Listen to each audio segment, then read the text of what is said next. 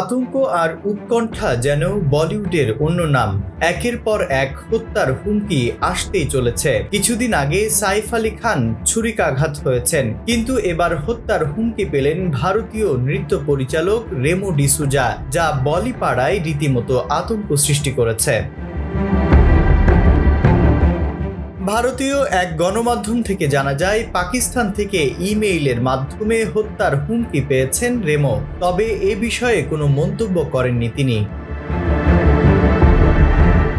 Reno ডিসুজার কাছে আসা হুমকি বার্তায় বলা হয়েছে, নিজেদের প্রচারের জন্য এমন বার্তা দেয়া হয়নি, তাই কেউ এ বিষয়কে হালকাভাবে নেবেন না। আমরা আপনাদের রোজকার জীবনযাপনের উপর নজর রাখছি। এদিকে প্রাণনাশের হুমকির বার্তা পাওয়ার পর এই নৃত্য পরিচালক যোগ দেন মহাকুম্ভে। ইতিমধ্যে তার মহাকুম্ভে যাত্রার একটি ভিডিও সামাজিক যোগাযোগ মাধ্যমে বেশ ভাইরাল হয়েছে।